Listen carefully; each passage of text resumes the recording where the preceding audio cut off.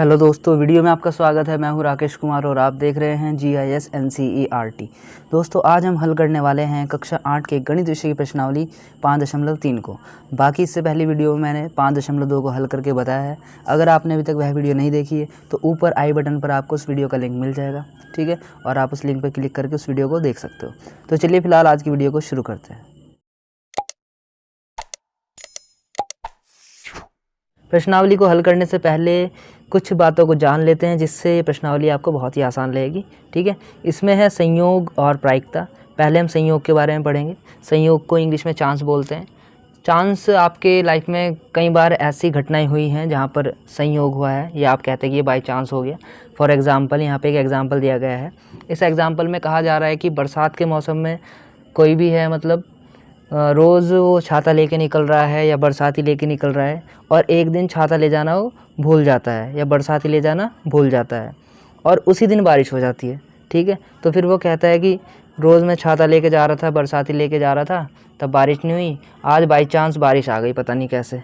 तो इसको बोलते हैं संयोग, बाई चांस, ठीक है, बाई चांस ऐसा हो गया। फिर एक एग्जाम्पल और है इसमें कहा गया है कि कोई टेस्ट है, आपको उसमें से 5 चैप्टर तैयार करने हैं और आपने 5 में से 4 चैप्टर तो अच्छे से तैयार कर लिए, सिर्फ एक चैप्टर आपने अच्छे से तैयार नहीं किया है। तो ऐसा होता है कि उसी चैप्टर में से ही कोई ज़्यादा नंबर का प्रश्न आ जाता है। ऐसा संयोगवश हुआ है कि आपने 4 चैप्टर तैयार किए थे और जो चैप्टर आपने छोड़ा था उसी में से ही ज़्यादा नंबर का आया है ना। तो ये भी संयोग है, ठीक है। और भी एग्जाम्पल है, जैसे कि ये रेलगाड़ी का एग्जाम्पल है। मान लो कोई रेलगाड़ी है, वो 8 बजे आती है और आप कभी लेट हो जाते हो, ठीक। एक दिन ऐसा हुआ कि आप जो है 8 बजे से पहले ही पहुंच गए, वहाँ पर 7:30 बजे पहुंच गए। उस दिन आपको पता चलता है कि आज वो लेट हो गई, तो ये भी संयोग है, चांस है, ठीक है। तो इसे बोलते हैं चांस या संयोग। अब ये समझते हैं कोई परिणाम प्राप्त करना। देखो इसमें क्या होता है, जैसे कि आपने कोई सिक्का उछाला, तो सिक्का उछालने पे आपको 2 परिणाम मिलेंगे। या तो मिलेगा हेड यानी कि चित्त, या मिलेगा टेल यानी कि पट, ठीक है। तो इन्हें परिणाम बोलते हैं। अब सिक्का उछालने पर ही आपके हाथ में नहीं होता कि जो सिक्का ऊपरी हिस्सा आएगा वो हेड होगा या टेल होगा, ठीक है। तो इस प्रकार के जो प्रयोग होते हैं, इन प्रयोगों को यादृच्छ या यादृच्छिक प्रयोग, रैंडम एक्सपेरिमेंट कहते हैं, ठीक है। और इस प्रयोग में 2 ही चीज़ें आ सकती है, या तो चित्त आएगा या पट आएगा। इन्हें परिणाम कहा जाता है, यानी कि आउटकम्स, ठीक है। अब देखिए, यह है समसंभावित परिणाम। इसको समझने के लिए बहुत ही आसान एक सिक्के का एग्जाम्पल हम ले लेते हैं। अगर हम एक सिक्का उछालते हैं तो उसमें एक बार हेड भी आ सकता है और एक बार टेल भी आ सकता है, यानी कि दोनों के जो चांस है, संयोग है, वो बराबर बराबर है। 50% ही टेल आने के चांस है, 50% ही हेड आने के चांस है, ठीक है।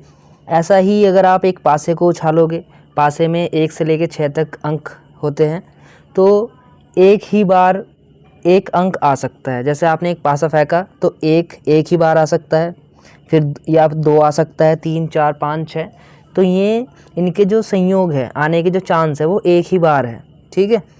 यानी कि हम कह सकते हैं जितने चांस 1 के आने के हैं उतने ही चांस 2 के भी आने के हैं, उतने ही चांस 3 के भी आने के हैं, उतने ही 4 के, उतने ही 5 के, उतने ही 6 के। तो ये जो परिणाम आते हैं, इन परिणामों को हम समसंभावित या समप्रायिक, इक्वली लाइकली परिणाम कहते हैं। इसका अर्थ यह है कि सभी में से प्रत्येक परिणाम के आने का संयोग एक ही है, यानी कि एक ही चांस है सभी के। अगर आप एक सिक्का उछालोगे तो हेड जो आएगा उसका भी चांस उतना ही आने का जितना टेल का, तो बराबर बराबर चांस है, एक ही इनके परिणाम आने के जो चांसेस समान है, ठीक है। ऐसे ही अगर आप एक पासा फेंकते हो तो उसमें 1 से 6 तक जो अंक है उनके परिणाम आने के जो चांस है वो एक ही है, समान है, मतलब, ठीक है। अब देखिए संयोग को प्रायिकता से जोड़ना। इसमें हमें प्रायिकता के बारे में समझना है। प्रायिकता को समझने के लिए आप इस उदाहरण का यूज़ कर सकते हैं, जिसमें एक सिक्का उछाला जाता है। एक सिक्का उछालने पर उसमें 2 चीज़ें आ सकती है, या तो चित्त आएगा या पट आएगा, मतलब या तो हेड आएगा या टेल आएगा। तो जो कुल परिणाम है, कुल परिणाम कितने हैं इसमें? 2, या तो हेड या टेल, 2 ही परिणाम हो सकते हैं। तो जो प्रायिकता है, प्रायिकता आप कैसे निकालेंगे? प्रायिकता, इसको इंग्लिश में प्रोबेबिलिटी बोला जाता है, या आप इसको संभावना भी कह सकते हैं। तो अगर हमें ये देखना है कि जो चित्त है यानी कि हेड है, हेड आने की संभावना क्या है, तो उस संभावना को ही हम प्रोबेबिलिटी बोलते हैं, प्रायिकता बोलते हैं, ठीक है। इसको हम ऐसे निकाल सकते हैं, प्रोबेबिलिटी इक्वल नीचे तो आएगा जो कुल परिणाम है। कुल परिणाम कितने हैं? 2, या तो हेड या टेल, चित्त या पट, 2 परिणाम हो गए, वो तो आएगा नीचे। और अगर हम चाह रहे हैं कि चित्त आने की संभावना कितनी है या चित्त आने की प्रायिकता कितनी है, तो चित्त कितनी बार आएगा? एक ही तो बार आ सकता है सिक्का उछालने पर, तो ऊपर 1 लिखा जाएगा। ठीक है, तो ये हो जाएगा 1/2 यानी कि हाफ या आधा। तो चित्त आने की प्रोबेबिलिटी कितनी हो गई या प्रायिकता कितनी हो गई? आधी। या चित्त आने की संभावना कितनी है? आधी। ऐसे ही अगर हम पट आने की बात करते तो उसमें भी इतनी ही संभावना है, उसकी प्रायिकता भी यही है। ठीक है, तो इस प्रकार से हम प्रायिकता निकाल सकते हैं। अब हम एक पासे पर विचार करते हैं। एक पासे पर 1 से लेकर 6 तक अंक होते हैं, हमें मालूम है। तो इसमें जो कुल परिणाम होंगे वो कितने होंगे? 1 से लेकर 6 तक, यानी कि 6 परिणाम होंगे कुल। ठीक है, अब अगर आप चाह रहे हो कि इनमें से कोई भी एक संख्या आने की प्रायिकता कितनी है, चलो मान लेते हैं कि 2 आने की प्रायिकता देखनी है, तो प्रायिकता बराबर क्या होगा? नीचे तो जो कुल परिणाम है वो लिखे जाएंगे यानी कि 6, और ऊपर लिखा जाएगा 2। 2 कितनी बार आया है? सिर्फ 1 बार ना, तो ये 1।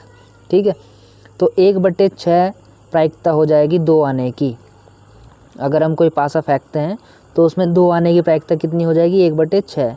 ऐसे ही अगर 3 आने की प्रायिकता देखोगे तो 3 भी 1 ही बार आएगा, तो सबकी प्रायिकता कितनी हो जाएगी? 1/6। इतनी संभावना रहेगी हर एक नंबर के आने की अगर हम एक पासा फेंकते हैं तो इस प्रकार से हम प्रायिकता निकाल सकते हैं। थोड़ा और जान लेते हैं प्रायिकता के बारे में। अब देखते हैं घटनाओं के रूप में परिणाम। एक प्रयोग के प्रत्येक परिणाम या परिणामों के संग्रह से एक घटना बनती है। आपने कोई प्रयोग किया, मान लो आपने कोई सिक्का उछाला या कोई पासा फेंका, तो उसके जो प्रत्येक परिणाम हैं, मतलब कि हेड आया या टेल आया, ये प्रत्येक परिणाम हो गया, या परिणामों का पूरा संग्रह है, हेड और टेल दोनों ही अगर हम मिला लेते हैं तो वो पूरा अगर संग्रह है उसको घटना बोलते हैं। ठीक है, या आप पासा फेंकते हो, पासे में 1 से लेकर 6 तक अंक आते हैं, तो 1 आना, 2 आना, 3, 4, 5, 6 ये आना, ये घटना है। ठीक, ऐसे सिक्का उछालने पे हेड आना, टेल आना, ठीक है, ये भी घटना ही है। तो घटनाओं के रूप में परिणाम, तो वे परिणाम ही है और परिणाम को यहाँ पे घटना भी बोला जा रहा है। ठीक है, तो ये चीज़ यहाँ पे समझाने की कोशिश की गई है। तो अगर हमने एक सिक्का उछाला है और हेड आया है तो वो एक घटना है। ठीक है, तो ये चीज़ है। तो ये तो बेसिक चीज़ आपकी हो गई है। अब समझते हैं इसकी प्रश्नावली। ये देखिए, ये है प्रश्नावली का पहला क्वेश्चन।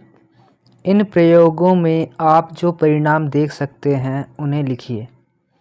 ए पॉइंट है पहिए को घुमाना, बी पॉइंट है 2 सिक्कों को एक साथ उछालना। यहाँ पर कुछ प्रयोग दिए गए हैं और 2 प्रयोग हैं, एक ये है और एक ये है। इन दोनों प्रयोगों में हमें परिणामों की संख्या बतानी है कि कितने परिणाम होंगे। ठीक है, तो चलिए इसका आंसर देखते हैं। ये देखिए इसका आंसर है यहाँ पर। पहला जो पॉइंट है इसमें है पहिए को घुमाना। अगर हम इस पहिए को घुमाते हैं तो हमारे पास कितने परिणाम आते हैं कुल, तो आप देख सकते हैं इसका आंसर। पहिए में ए, बी, सी और डी कुल 4 अक्षर है ना। ए है, बी है, सी है, डी है, ये कुल 4 अक्षर है। ये ए दूसरी बार आया है 2 बार। ठीक, तो हमें इसको काउंट नहीं करना है, हमें देखना है कि अगर हम पहिए को घुमाते हैं तो कितने परिणाम हमें मिल सकते हैं। हमें या तो ए मिलेगा या बी मिलेगा या सी मिलेगा और या फिर डी मिलेगा। तो कुल 4 अक्षर ही हमें मिल सकते हैं, तो अतः यहाँ कुल 4 परिणाम होंगे। ठीक है, ऐसे करना है। ये सेकंड पॉइंट देखिए इसका। सेकंड पॉइंट में है 2 सिक्कों को एक साथ उछालना। अगर आप 2 सिक्कों को एक साथ उछालते हैं तो आपको क्या परिणाम मिल सकते हैं उसके बारे में है। जब 2 सिक्कों को एक साथ उछाला जाता है तो संभावित परिणाम या तो दोनों में हेड हेड आएगा। एच का मतलब है हेड यानी कि चित्त, दोनों में हेड हेड आ सकता है। 2 सिक्कों को अगर हम एक साथ उछालेंगे तो हो सकता है कि दोनों में हेड आ सकता है, या फिर हो सकता है कि एक में हेड आया है और दूसरे में टेल आया है। टी का मतलब यहाँ पे टेल है यानी कि पट। फिर तीसरी बार एक साथ उछालेंगे अगर हम उनको, तो हो सकता है कि एक में टेल आया है एक में हेड आया है, ऐसा भी हो सकता है। या फिर अगर हम फिर से उन्हें उछालते हैं तो हो सकता है दोनों में ही टेल्स आया हो। ठीक है, तो यानी कि अगर हम 2 सिक्कों को एक साथ उछालते हैं तो उनमें ये परिणाम हमें देखने के लिए मिल सकते हैं। हो सकता है दोनों में हेड हेड हो या हेड टेल हो या टेल हेड हो या टेल टेल हो, इनके बाहर और कुछ नहीं आ सकता, इनमें से ही आएगा जो भी आएगा। ठीक है, तो 2 सिक्कों को अगर हम एक साथ उछालते हैं तो परिणाम हमें ये मिलते हैं जो कि 4 परिणाम है। अब देखते हैं इसका दूसरा क्वेश्चन। ये देखिए, यह है प्रश्नावली का दूसरा क्वेश्चन। जब एक पासे को फेंका जाता है।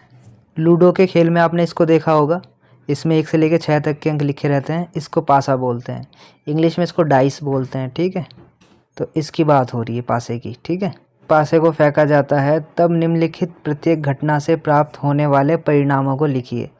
तो इन घटनाओं से जो परिणाम प्राप्त होंगे उनको हमें लिखना है। ठीक है, तो चलिए इस क्वेश्चन का भी आंसर देखते हैं।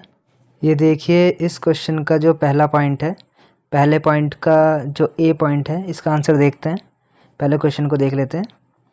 एक अभाज्य संख्या, अगर हम पासा फेंक रहे हैं, वो डाइस हमने फेंका है, तो एक अभाज्य संख्या आने के परिणाम बताने के कितने अभाज्य संख्या प्राप्त हो सकती है। तो जैसा कि आप जानते हैं, अभाज्य संख्या कौन सी संख्या होती है, जो खुद से और 1 से कटती है। ठीक है, तो इसमें आता है 2 खुद से और 1 से कटता है सिर्फ। 3 भी खुद से कटेगा, डिवाइड होगा मतलब, और 1 से डिवाइड होगा। ऐसे ही 5, ये 3 संख्याएं ऐसी है एक डाइस में जो कि अभाज्य संख्या है। ठीक है, इसमें 1 को हम नहीं लेंगे क्योंकि 1 ना तो भाज्य संख्या है और ना ही अभाज्य संख्या है। ठीक है, फिर सेकंड है, इसका बी पॉइंट है, एक अभाज्य संख्या नहीं हो इसके परिणाम बताने। तो बी पॉइंट में देखिए, कौन एक अभाज्य संख्या नहीं है, 1 ना तो भाज्य है ना ये अभाज्य है। 4 भी एक अभाज्य संख्या नहीं है क्योंकि 4 एक भाज्य संख्या है। ठीक है, 6 भी एक अभाज्य संख्या नहीं है क्योंकि ये एक भाज्य संख्या है। तो एक अभाज्य संख्या नहीं प्राप्त होने वाले परिणाम कितने हो गए, ये 3, 1 4 6। और अभाज्य संख्या होने वाले 2 3 5। तो अभाज्य संख्या होंगे तो उसके परिणाम होंगे 2 3 5, और अभाज्य संख्या ना होने के परिणाम है 1 4 6। ठीक है, फिर देखिए इसका सेकंड पॉइंट का ए पॉइंट है, 5 से बड़ी एक संख्या। तो 5 से बड़ी एक संख्या कौन सी प्राप्त हो सकती है उस डाइस में या उस पासे में, 6। तो ये परिणाम हो गया इसका। अब देखिए इसका बी पॉइंट है, 5 से बड़ी एक संख्या नहीं, यानी कि इसमें जो परिणाम होंगे वो 5 से बड़े नहीं होने चाहिए। ठीक है, तो क्या होंगे फिर इसके परिणाम, 5 से बड़ी एक संख्या नहीं प्राप्त होने के परिणाम होंगे 1 2 3 4 और 5। इसमें 5 भी आएगा क्योंकि 5 से बड़ा नहीं होना चाहिए, 5 से छोटे हो सकते हैं और 5 हो सकते हैं। ठीक है, तो ये इसका आंसर हो गया। अब देखते इसका थर्ड क्वेश्चन। ये देखिए, ये है प्रश्नावली का तीसरा क्वेश्चन, ज्ञात कीजिए। इसमें हमें ज्ञात करना है, इसका ए पॉइंट है, प्रश्न संख्या 1A में सूचक के डी पर रुकने की प्रायिकता। इसमें पूछ लिया है कि प्रश्न संख्या 1 के ए में जो ये सूचक है, ये पॉइंटर है, ये डी पे अगर रुकेगा तो इसकी क्या प्रायिकता होगी, ये पूछा है। ठीक है, फिर इसका जो बी पॉइंट है, इसमें है अच्छी प्रकार से फेंटी हुई 52 ताशों की एक गड्डी में से एक इक्का प्राप्त करने की प्रायिकता। 52 ताश की एक गड्डी है पूरी, उसको अच्छे से फेंट लिया गया है। ठीक है, तो उसमें से एक इक्का आने की प्रायिकता बतानी है हमें। सी पॉइंट है, एक लाल सेब प्राप्त करने की प्रायिकता दी हुई आकृति से देख करके। ये आकृति है, एक टोकरी मान लो इसे, और ये आर वाले हैं लाल सेब और जी वाले हैं हरे सेब। तो सिर्फ लाल सेब आने की प्रायिकता हमें बतानी है इसमें। ठीक है, तो चलिए इस क्वेश्चन का आंसर देखते हैं। ये देखिए, पहले पॉइंट का आंसर है इसमें, जो ए पॉइंट है इसका। इसमें हमें बताना है कि जो ये सुई है ये डी पे रुकेगी, तो इसकी डी पर रुकने की कितनी प्रायिकता होगी। ठीक है, तो देखिए, पहिए में ए बी सी और डी कुल 5 अक्षर है। अगर हम पॉइंटर के हिसाब से देखें तो इसमें ये कहाँ कहाँ पे रुक सकता है, इस बॉक्स में रुक सकता है 1 2, इसमें रुक सकता है 3 4 5। ये 5 बॉक्स बने हुए हैं इसके अंदर, इन 5 में से किसी एक पे रुक सकता है। ठीक है, तो सूचक के डी पर रुकने की प्रायिकता क्या होगी, टोटल कितने बॉक्स है, 5, तो नीचे तो लिखना है आपको 5, और रुकेगा किस पे, डी पॉइंट पे। डी तो केवल एक ही है ना, तो ऊपर आएगा 1। ठीक है, तो इस तरीके से जिसकी प्रायिकता हो जाएगी वो हो जाएगी 1/5। ठीक, प्रायिकता ऐसे निकालते हैं। टोटल जो कुल परिणाम है वो तो 5 है, यानी कि 5 जगह पे पॉइंटर रुक सकता है। और रुकना किस पे है, इसको सिर्फ डी पर। डी तो सिर्फ एक बार है, तो वो 1 ऊपर लिखा जाएगा, तो इसकी प्रायिकता हो जाएगी 1/5। ठीक है, फिर है बी पॉइंट। बी पॉइंट में कहा है कि 52 पत्तों की एक ताश की गड्डी है, तो टोटल कितने हो गए, 52, नीचे तो 52 आएगा, और उसमें से एक इक्का प्राप्त होने की प्रायिकता। अब इक्के कितने होते हैं 52 ताश की गड्डी में, 4, तो ऊपर रहेगा 4, तो 4/52 ये प्रायिकता हो जाएगी, ठीक है। लेकिन आप इसको यहाँ पर ही नहीं छोड़ोगे, आप इसको डिवाइड कर लोगे ऐसे, 4 एकम 4 और 13 चौके 52। तो फाइनल जो इसका आंसर होगा वो होगा 1/13। तो 1/13 इसकी प्रायिकता हो जाएगी, ठीक है। फिर है इसका सी पॉइंट। सी पॉइंट में हमें पूछा गया कि लाल सेब आने की प्रायिकता बताओ। तो इसमें पहले देखो टोटल सेब कितने हैं, लाल भी और हरे भी। तो यहाँ पे लिख लेंगे हम कुल सेबों की संख्या बराबर 7। सारे सेब आप काउंट करोगे, इसमें 7 सेब है टोटल। और लाल सेबों की संख्या कितनी है, 4। काउंट कर सकते हो, 1 2 3 4, 4 लाल सेब है, वो हमने लिख दिया। तो एक लाल सेब प्राप्त करने की प्रायिकता क्या होगी, पहले लिखोगे नीचे टोटल, टोटल कितने सेब है 7, 7 नीचे लिख दिया। लाल सेब कितने हैं 4, तो ऊपर 4 लिखोगे आप। तो एक लाल सेब प्राप्त करने की जो प्रायिकता होगी वो हो जाएगी 4/7। क्योंकि अगर आपको एक सेब प्राप्त करना है तो वो एक सेब इन चारों में से किसी में से भी आ सकता है निकल के बाहर, ठीक है।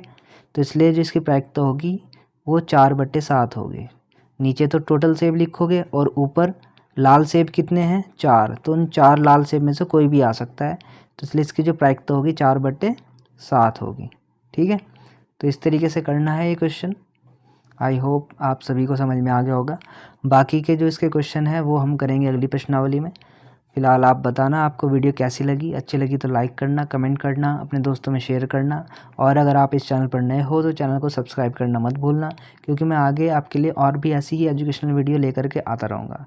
तो मिलते हैं आपसे अगली वीडियो में, तब तक के लिए bye, take care, thanks for watching.